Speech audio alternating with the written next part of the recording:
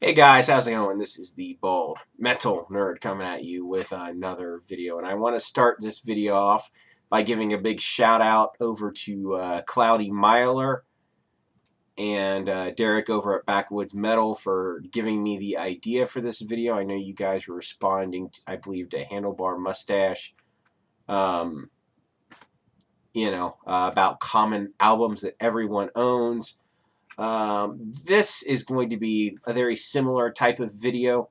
Um, it's going to basically be just 10 common albums that you probably own if you collect hard rock and metal.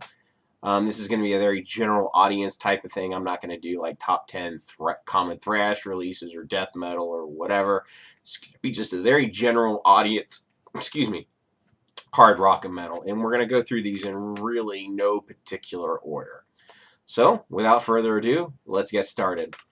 We're going to start off, it looks like, with Alice in Chains' Dirt. Obviously, very huge act in the 90s, and still going strong today, even after the death of Lane Staley.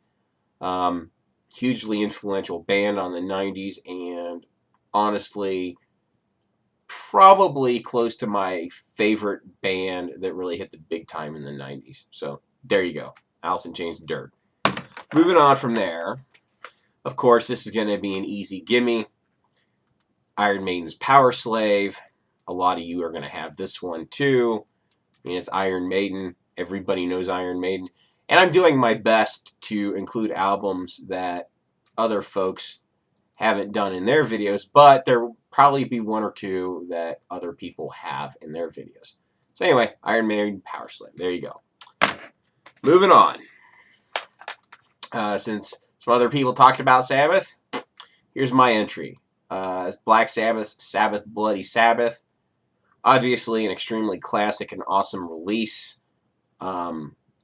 Easily one of their best albums, but again, everything from that up till, Technical Ecstasy and Never Say Die. Everything before that is an absolute masterpiece. Technical Ecstasy and Never Say Die, not so much. But this is an absolute fucking masterpiece.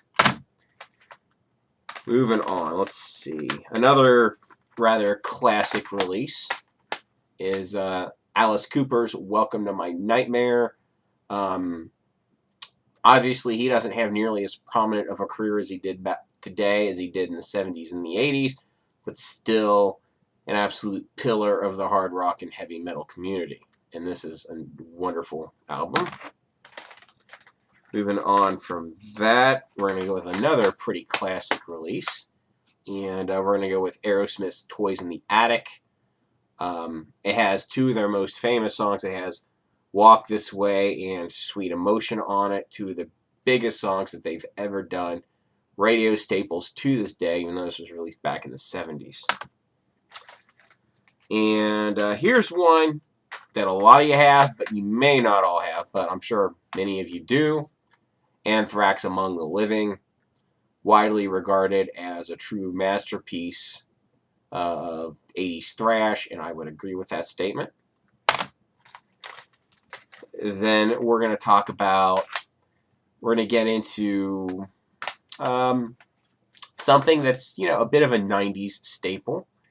And hopefully this band eventually releases a new album, because I've really enjoyed all their albums up to this point. And I am going to talk about Tool's Enema. Really awesome album. If for some strange reason you don't have it, I'd recommend picking this up. Awesome progressive band, yada, yada, yada. You probably know Tool.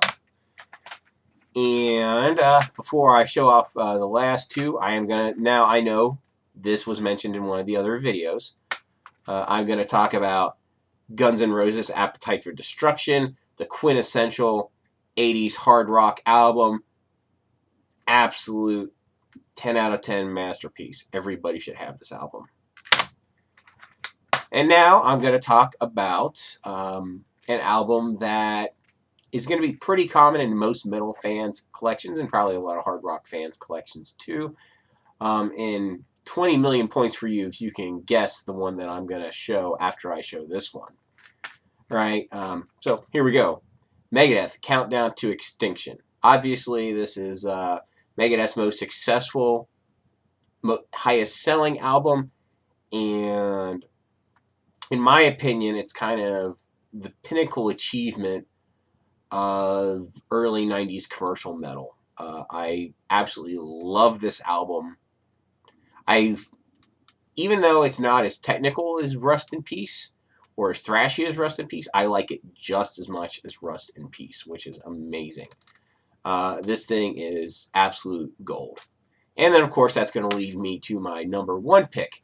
And it's pretty similar to Countdown to Extinction in a lot of ways, but outsold it by a huge margin. In fact, it still sells a lot of units even to this day.